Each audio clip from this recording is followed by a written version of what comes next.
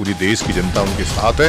मैंने भी अभी कहा है, उनकी माँ और उनके भाई मिलने आए थे तो मैंने कहा कि ये केस पूरा मैं लड़ूंगा और अब तमिलनाडु का जो मुकदमा है वो मैं लड़ूंगा। अब मेरे ख्याल से 30 दिन के पहले ही मनीष कश्यप को बाहर भी मनीष कश्यप के पीछे पूरा बिहार सरकार, तमिलनाडु सरकार और ये वामपंथी टोटल लगे हुए हैं। वही तमिलनाडु का मुख्यमंत्री वही जी में आ रहा है, मिल जाए तो कान के नीचे दब बजा 5-7 हमारा कुछ नहीं उखाड़ पाएंगे। मैं ये बात को जिक्र मैं बोला कि हाँ आज से ये सब मामला खत्म होने के बाद ये सब नहीं करते हैं, अपना ज़िंदगी जिएंगे, अपना नॉर्मल ज़िंदगी जीते हैं वैसे जिएंगे। तो यही बोले कि आज लोगों की उम्मीद मैं बन चुका हूँ। अभी कैसे उम्मीद तोड़ दूँ मैं? आज दिल रो रहा है अंदर से उस मनीष कश्यप के लिए। यह सिस्टम आज मनीष कश्यप के साथ गलत कर रहा है। खुशियां मनाने वालों, तुम्हारे साथ भी यह सिस्टम गलत करेगा। और ऊपर से ये लोग दूसरे को बोलेंगे कि लोकतंत्र खतरे में है। बिहार में इतना बड़ा लोकतंत्र खतरे में है, जैसे ही नीतीश यादव तेजस्वी के साथ मिले, आप देख लीजिए रामनवमी के पहले से लेके आज तक वहाँ पे बॉम्ब ब्लास्ट ही हो रहा है। ये हौसला जमा रखते हैं, मर्तबा ये आलीशान रखते हैं, दिल में है भारत, ये हथेली पर ये भैया जान रखते हैं।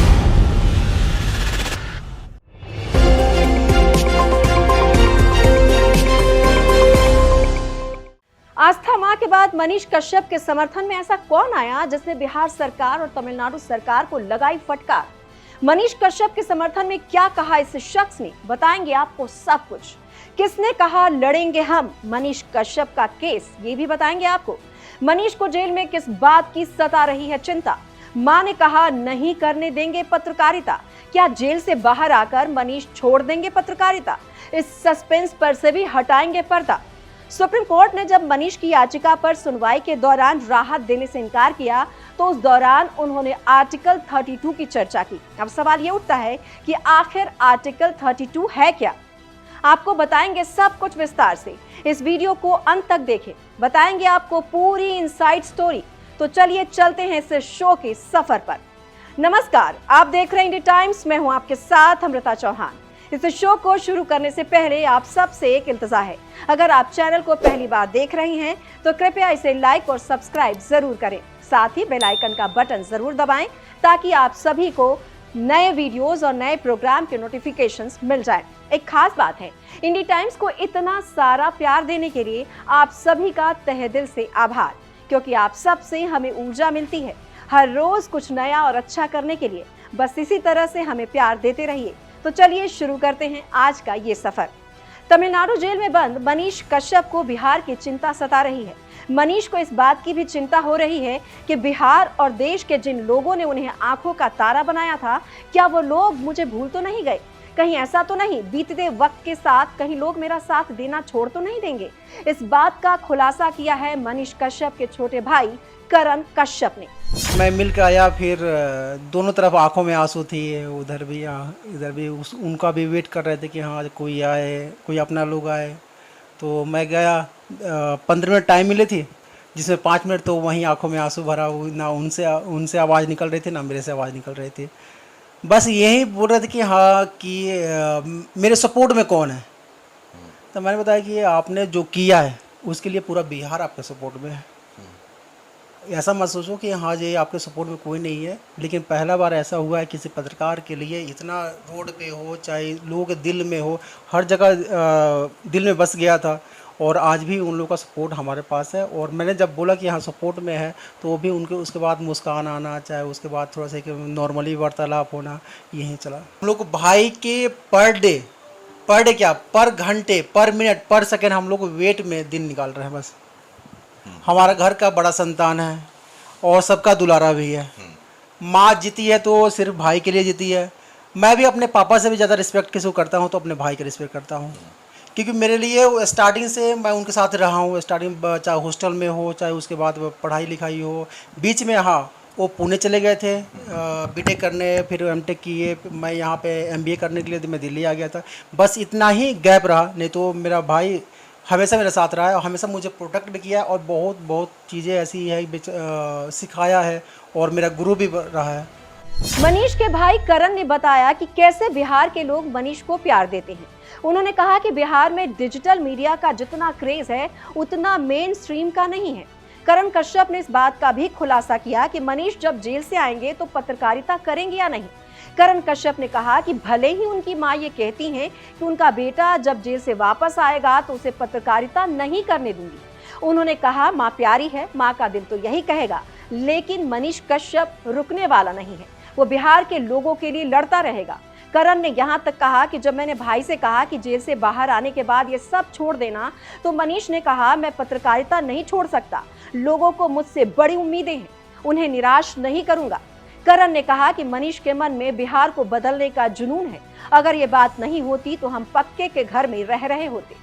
मैं ये बात को जिक्र मैं बोला कि हाँ आज से ये सब मामला खत्म होने के बाद ये सब नहीं करते हैं, अपना ज़िंदगी जिएंगे, अपना नॉर्मल ज़िंदगी जीते हैं वैसे जिएंगे। तो यही बोले कि आज लोगों की उम्मीद मैं बन चुका हूँ। अभी कैसे उम्मीद तोड़ दूँ मैं? इतनी छोटी सी चीज़ है, उनके लिए छोटी चीज़ है, लेकिन हमारे लिए तो बहुत बड़ी चीज़ है, बहुत बड़ी चीज़ है। उनको क्या पता कि हम पैसे के लिए, पावर के लिए, चाहे लोगों को मिलने के लिए कितना परेशानी हो रही है। हर किसी के दरवाजे खटखटाते आज यहाँ पे पहुँच गया हूँ, लेकिन किसी कोई हेल्प नहीं मिल पाया। बड़े लोगों में आप बहुत सारे लोग आते हैं, आप भी जानते हो कि हाँ किन लोगों की मैं बात कर रहा हूँ। लगभग हर पार्टियों के पास गया, हर लोगों के पास गया, हर टाइप के लोग, सामाजिक कार्यकर्ता हो, नेता हो, सब पार्टी, ऐसा नहीं बोल रहा हूँ कि किसी एक पार्टी, सब पार्टियों के पास गया, लेकिन बस वही है कि उनके उम्मीद में मैं 1 दिन 2 दिन में मैं ठंडे पड़ जाता था। बाद में मैं सोचा कि हाँ ये तो मेरा ही टाइम पास हो गया।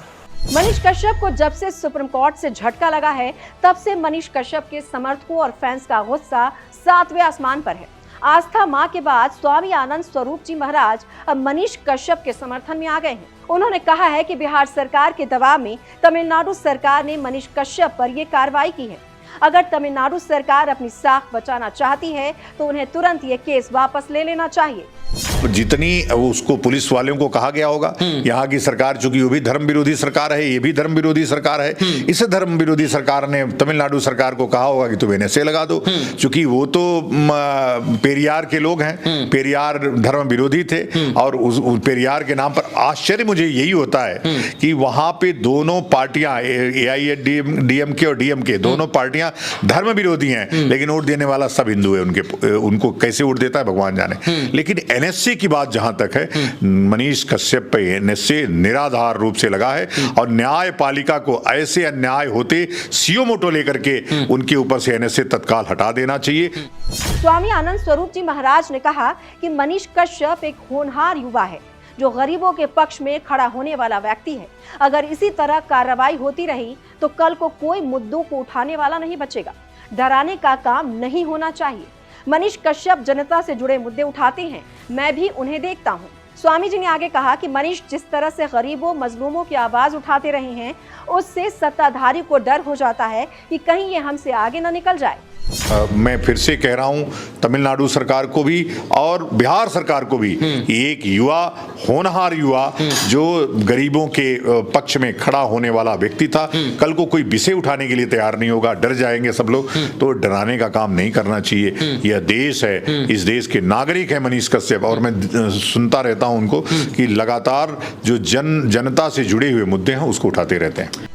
स्वामी आनंद स्वरूप ने यहाँ तक बोल दिया कि अब वो मनीष का केस लड़ेंगे। देश की जनता उनके साथ है। मैंने भी अभी कहा है, उनकी माँ और उनके भाई मिलने आए थे तो मैंने कहा कि ये केस पूरा मैं लड़ूंगा, और अब तमिलनाडु का जो मुकदमा है वो मैं लड़ूंगा। अब मेरे ख्याल से 30 दिन के पहले ही मनीष कश्यप को बाहर निकालूं। जो काम गरीबों के लिए वो कर रहा है, वो उसके लिए पूरा आशीर्वाद, सहयोग और तन मन और धन से पूरी तरह से हम और हमारा जो ट्रस्ट है, हमारा जो परिषद है, हमारे जो भक्त हैं, सबका मैं आह्वान करूंगा कि खुल करके मनीष कश्यप का साथ दीजिए।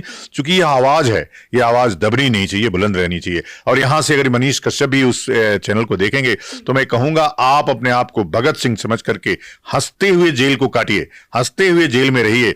ये दिन जो आपके बीत रहे हैं वह स्वर्णिम अक्षरों में लिखे जाएंगे। वहीं पटना स्टेशन पर मनीष कश्यप के समर्थक और विरोधी आपस में भिड़ गए।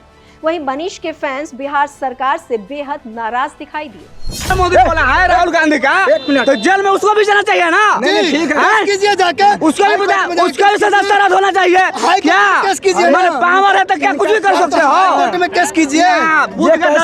कुछ नहीं होने वाला है। मनीष कश्यप पावर है तब ना मनीष कश्यप के बंद कर दिए हैं। पावर था तब ना, जनता के पावर था, जनता के पावर था, जनता का पावर, जनता के पावर था कि बंद हो गया कि उसका मन से पावर बंद हुआ, सच्चाई अपने मन से जाके किया है। आज दिल रो रहा है, दिल रो रहा है अंदर से। उस मनीष कश्यप के लिए खुशियां मनाइए, फटाखा फोड़िए। मनीष कश्यप को कुछ नहीं मिला है सुप्रीम कोर्ट से, खूब आनंद उड़ाइए, फटाखा फोड़िए, खुश रहिए। मनीष कश्यप के साथ बहुत गलत हो रहा है, बस खुश रहिए। लेकिन एक बात याद रख लीजिएगा, ये आपकी खुशी बहुत क्षणिक खुशी होगी, क्योंकि यह सिस्टम आज मनीष कश्यप के साथ गलत कर रहा है। खुशियां मनाने वालों, तुम्हारे साथ भी यह सिस्टम गलत करेगा। ये हौसला जमा रखते हैं, मर्तबा ये आलीशान रखते हैं, दिल में है भारत, इसलिए हथेली पर ये भैया जान रखते हैं। मैं हौसला बढ़ाने के लिए और कहता हूँ मनीष भैया को कि जहाँ राहे तलब में मुश्किलें हमरा चलती हैं।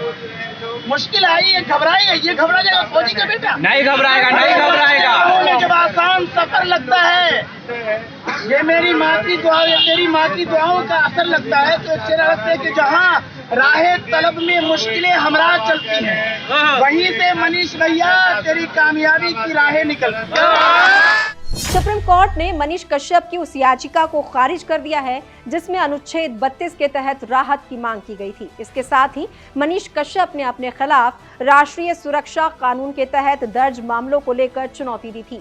मनीष कश्यप के खिलाफ तमिलनाडु में प्रवासी मजदूरों के साथ हिंसा के कथित फेक वीडियो शेयर करने के आरोप हैं।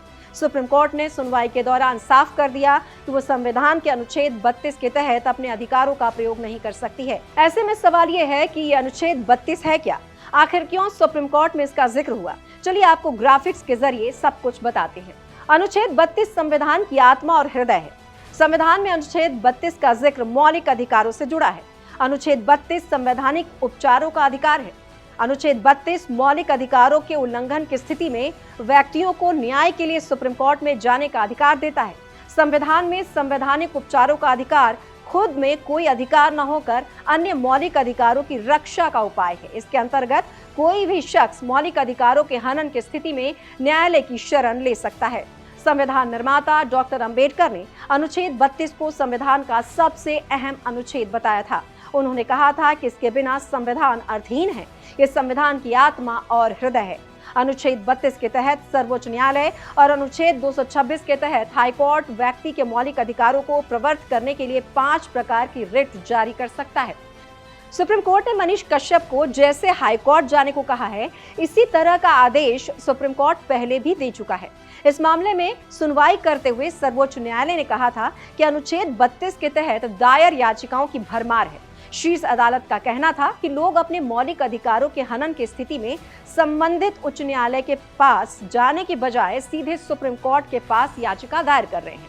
सुप्रीम कोर्ट का कहना था कि जबकि संविधान के अनुच्छेद 226 के तहत हाई कोर्ट को भी ऐसे मामलों में रिट जारी करने का अधिकार दिया गया है, ऐसे में लोगों को पहले संबंधित हाई कोर्ट में जाना चाहिए। ये कहना है सुप्रीम कोर्ट का। उम्मीद है कि मनीष कश्यप को हाई कोर्ट से ही राहत मिल जाए। आपका क्या कहना है इस पूरे मामले में? कमेंट बॉक्स में कमेंट करें, वीडियो को लाइक और सब्सक्राइब करें। आप अपनी आवाज हमारे फेसबुक पेज पर भी उठा सकते हैं। हमारा फेसबुक पेज है इंडी टाइम्स। पेज को लाइक और फॉलो करें और अपनी आवाज बुलंद करें। नमस्कार।